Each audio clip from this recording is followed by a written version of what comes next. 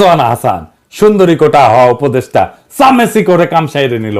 আসিফ নজরুল খাইলো gall, gall খায় ভূত হয়ে গেল, আর সে মহানন্দে কাম সাইরা ঠাসি খায় বসে আছে। দেখি যাও কেমন চালাক, চালাকের চালাক। এই রেজওয়ানা হাসান মিশন নিছে ইন্ডিয়ান ইন্টারেস্ট বাংলাদেশে প্রতিষ্ঠা করবে। মোস্তফা সরোয়ার ফারুকীর কেস সাকসেসফুলি করার পরে সে আত্মবিশ্বাসী হয়ে উঠছে, এই কাজে আরো অগ্রসর হয়েছে। দেখেন নিউজটা কি কইছে, ভারতের সঙ্গে সম্পর্কের ছায়া দুই দেশের স্বার্থেই দূর করতে হবে। তো কোন তো রেজওয়ানা কি পররাষ্ট্রমন্ত্রী না প্রধান উপদেষ্টা?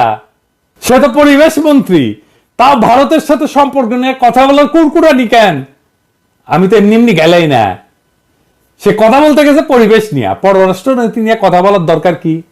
এখন কইবে সাংবাদিকরা প্রশ্ন করেছে কি করব, সাংবাদিক প্রশ্ন করলে বলবে এটা আপনারা পররাষ্ট্র উপদেষ্টারে জিজ্ঞেস করেন, কিন্তু সেটা তো করবে না, কারণ এই মিশন তো তার নিজের মিশন।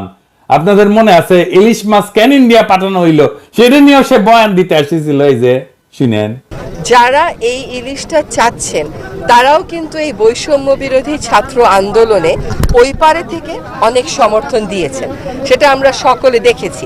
কেন সে কি বাণিজ্য নাকি মৎস্য মন্ত্রী? এমন কইতে পারেন সে তো ব্রিফিং করে সরকারের পক্ষে, মেনে নিলাম।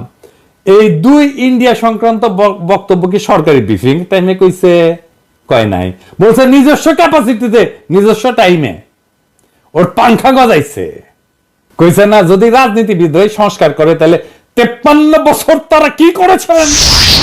বাংলাদেশে চলতেছিল কাজল রানীর গুমের ঘটনা, একের পর এক গুম থেকে ফিরে আসার জানাচ্ছে আয়না ঘরের গল্প। সারা দুনিয়ার মানবাধিকার সংস্থা থেকে প্রবল চাপ হাসিনা সরকারের উপরে এইসবের একটা গ্রহণযোগ্য তদন্ত করার। দেশে তৈরি হইল এক শক্তিশালী সংগঠন মায়ের ডাক।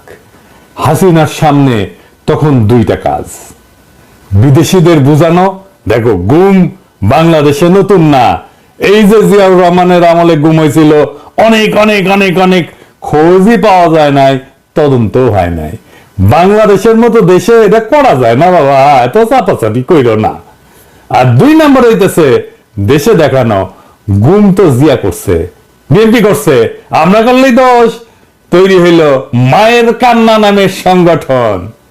ওই যে পিটার হাসের সাথে গুতাগুতি করতে গেছিল না, ওই যে ওইটা। বিশিষ্ট সাংবাদিক তাসনিম খলিল ফতোয়া দিল জিয়ার আমলে এটা গুলি। তাসনিম খলিল এখন তো গুম কমিশন হয়েছে, তো এই গুমের কেন তদন্ত করে না গুম কমিশন? যাই হোক, আজ এইবার দেখি জিয়ার আমলে কি গুম হয়েছিল। গুম বইলা যেটা চালানোর চেষ্টা করে সেটা আসলে একটা সেনা বিদ্রোহ। 1977 সালে বিমান বাহিনীতে বিদ্রোহ হয়, তারিখটা 2 সেপ্টেম্বর। একই মাসে বগুড়া ক্যান্টনমেন্টে 30 সেপ্টেম্বর সেনাবাহিনীর সিগন্যাল কোর বিদ্রোহ করে। 2 অক্টোবর ভোরবেলা আর্মি ফিল্ড সিগন্যাল ব্যাটালিয়নের শেখ আব্দুল লতিফ একটা ক্র্যাকার ছুড়ে এবং রাইফেলের গুলি ছড়ে। এটা পুরো পরিকল্পিত সংকেত। এই সংকেত শুই না শত শত সৈন্য তাদের ব্যারাক থেকে বেড়ায় অস্ত্রাগার লুট করে। এইটা একটা শাস্তিযোগ্য অপরাধ। এই সৈন্যদের সাথে শীঘ্রই পাশের কুর্মিতলা বিমান ঘাটের কয়েকশো বিমান কর্মী যোগ দেয়। প্রায় ভোর রাতে কেন্দ্রীয় অর্ডিন্যান্স ডিপোতে প্রায় 700 সৈন্য এবং বিমান কর্মীরা আক্রমণ করে, যারা অস্ত্র এবং গোলা বারুদ লুট করে। সেনানিবাসে অব্যাহত সশস্ত্র বিপ্লবের আহ্বান জানায় লিফলেট ছড়ায় দেওয়া হয় সৈনিকদের মাঝে। সকাল 5টায় রেডিও স্টেশন দখল করে বিমান বাহিনীর সৈনিকেরা, যারা একটা বিপ্লবী সরকার গঠনের ঘোষণা করছিল।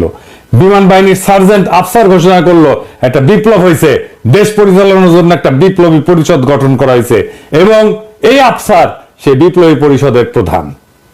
এমনকি নিউ ইয়র্ক টাইমসেও এই বিদ্রোহের খবর, রেডিও সেন্টার দখলের খবর এবং সেনাবাহিনীর বিপ্লবী পরিষদ গঠনের খবর এইটা প্রকাশিত হয়েছিল। এবং এই বিদ্রোহের সময় 11 জন বিমান বাহিনীর কর্মকর্তা নিহত হয়। শুধু তাই না, একজন বেসামরিক বিমান বাহিনীর কর্তার সন্তান নিহত হয়।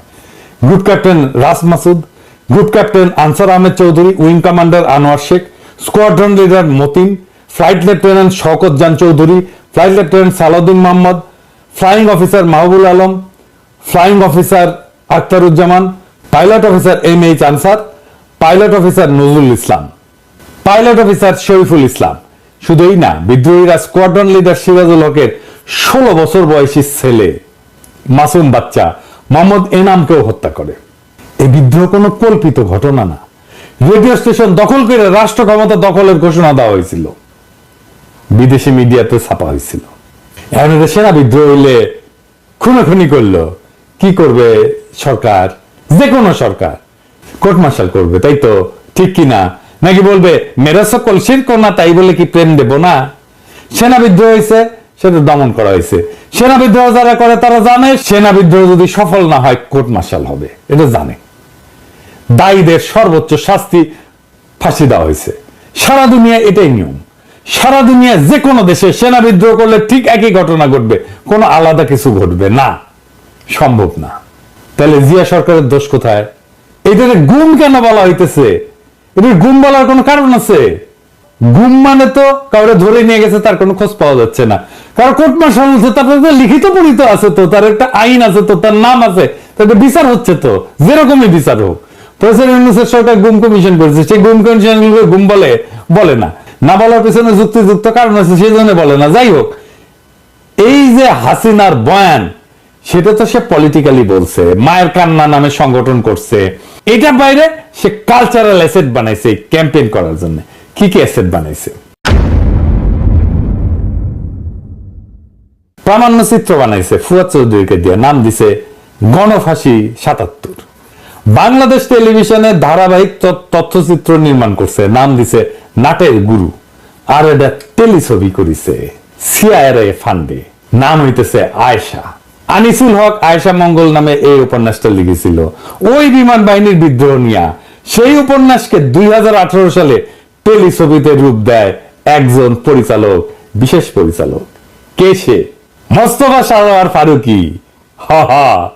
ওইখানে দেখানোর চেষ্টা করেছে জিয়াউর রহমানের আমল কত খারাপ ছিল, হেনা ভোট করেছিল, গুম হইতো। জিয়া একটা নিষ্ঠুর লোক ছিল, নিষ্ঠুর শাসক ছিল। বলা হয়েছে গুম করা হয় অসংখ্য অফিসারকে। এই মোস্তফা সারোয়ার ফারুকী পত্রিকায় লিখেছে সিনেমার আয়েশার স্বামী যে চঞ্চল চৌধুরী অভিনয় করেছিল সে গুম হয়েছিল। লিখিচ্ছে আয়েশারা যখন গুম হয়ে যাওয়া কিংবা আইন বহির্ভূতভাবে গ্রেপ্তার হওয়া স্বজনদের মুক্তির দাবিতে চোখের পানি বিসর্জন দেয়, তখন সে আবেগ রাষ্ট্রকে যে বিন্দুমাত্র নাড়া দিতে পারে না।